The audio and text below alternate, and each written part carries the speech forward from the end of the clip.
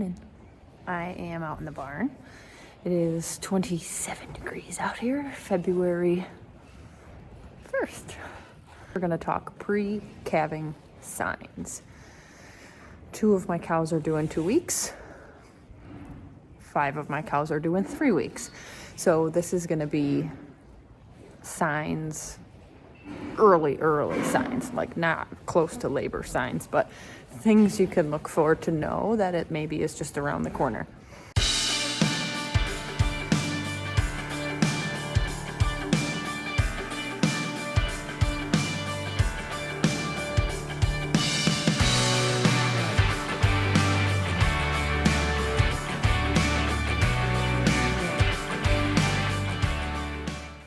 The first most obvious sign is their udder fills with milk. You have to know what their udder looks like when it's not full of milk to know what it looks like when it's filling. So that might be confusing. Just because the udder is big doesn't mean it's full of milk.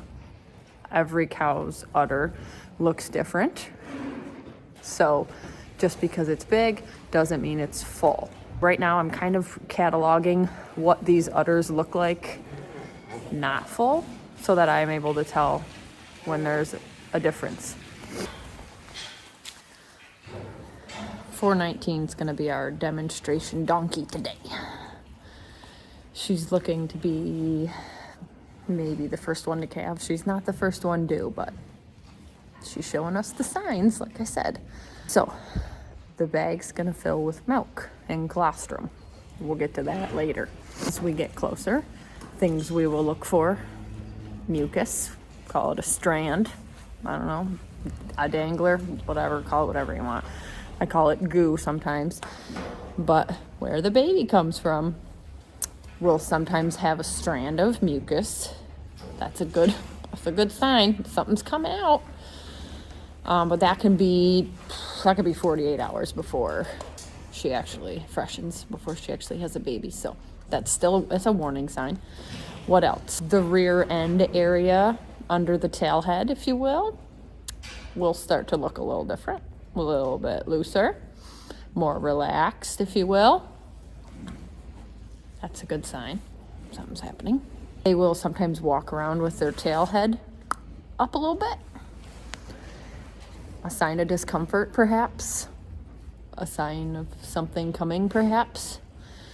Sometimes they will itch their bummy, their tail head.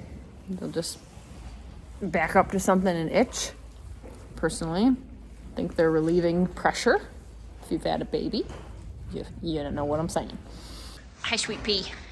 Teat size is not always indicative of things to come because every cow's teats are a different size. It's just the way the world works. What I'm more looking at right now, which maybe you can't really tell, is that front quarter, an udder is divided into 4 quarters. That front quarter is actually firm or has a bulge to it. So that is where she's starting to drop a little bit of milk in that bag. If I had to place a bet, I would tell you them teats are going to get much bigger. Okay, much bigger, but you can see that the udder is starting to form. This is a really nice, gentle old cow. She doesn't care that I'm in here doing this, but okay, so there's 4 teats.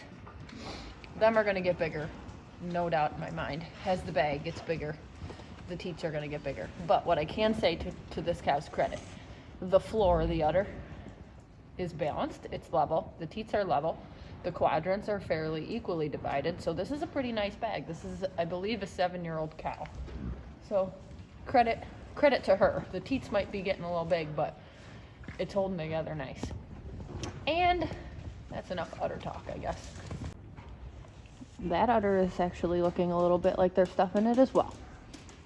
Same story. Although I only see 3. The teats are balanced. Quadrants are equal. Don't worry, I'll show you what it looks like when they're not balanced and when they're not equal. Because we've got all shapes and sizes up in here.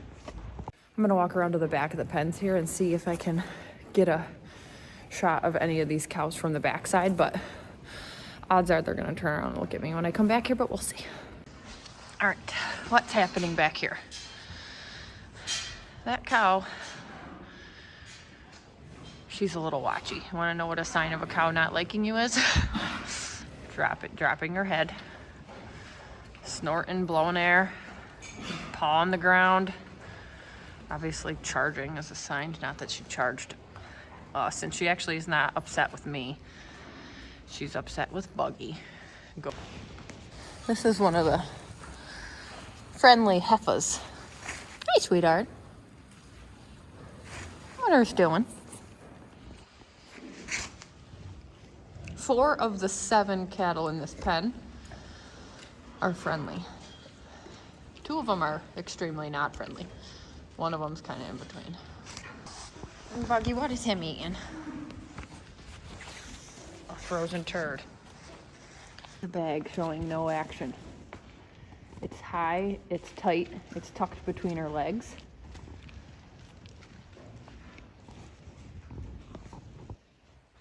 Hello again. Oh, it's my favorite girl. Hi, Mama. That's a sweetheart. It's high, it's tight, it's hidden. Really jiggly. There's no milk in that. She's a ways away from calving, I can tell you that, because I know her actual due date. But the point is, we're assessing udders here today. Okay. 224. She's had 1 calf.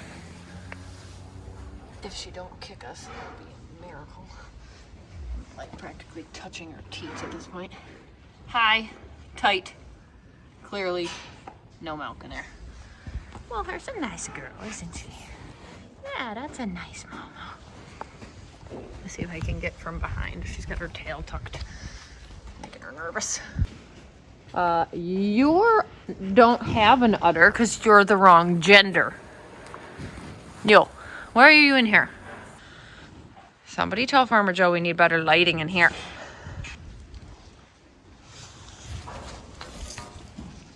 See, there's wrinkles in that. Wrinkles in that bag. That'll fill up with milk, and it'll obviously be much bigger. But that's a good shot. Thanks, Mama, for being gentle, huh? Who is coughing over there? Cover your mouth. Freaking COVID times, don't you know? Niner, I want to see your bag. Yeah, I do. I want to see her bag. Go on, babies. Go on. Go. Buggy, get. Niner, can I see your bag, honey? See that thing?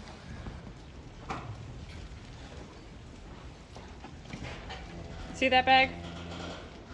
That's a 12-year-old bag. There is no milk in that.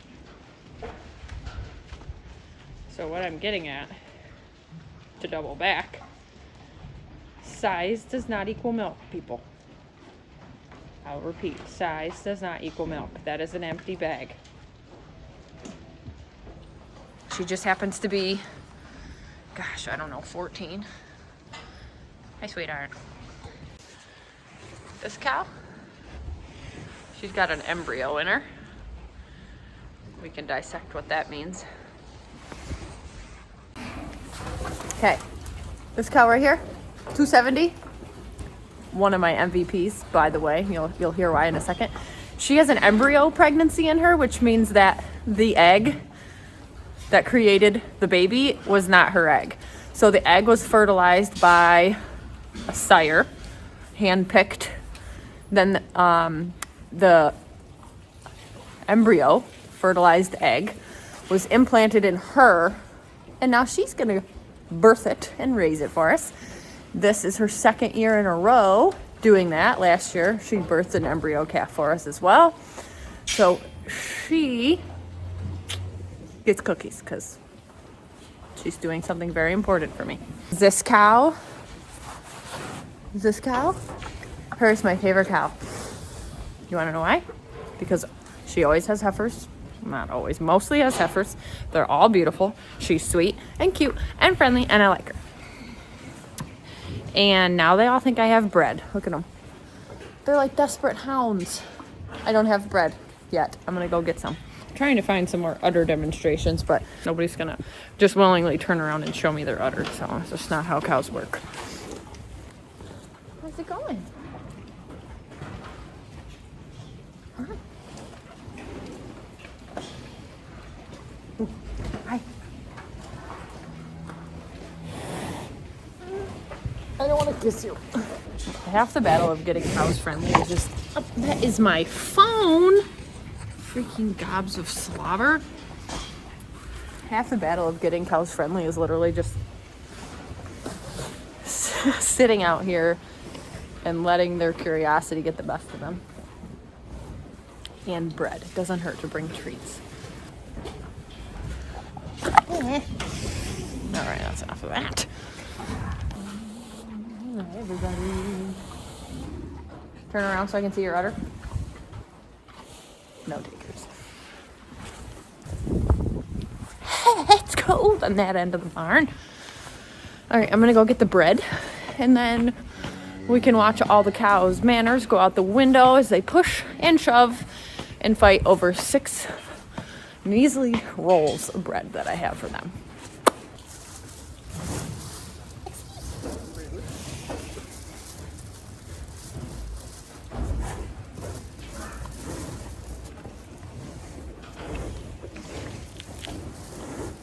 You already got a piece.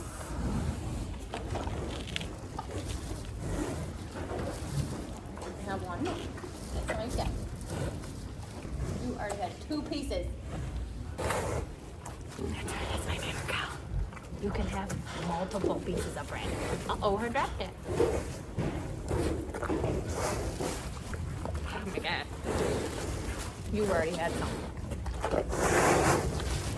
Oh, gotta give my MVP some bread. Hurry. Oh, too slow. Hurry. Buggy, that's not for you. Watch your fingers.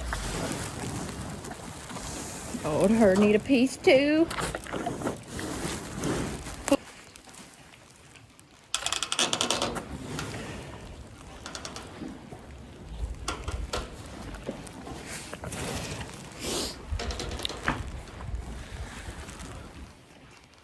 That's all, folks.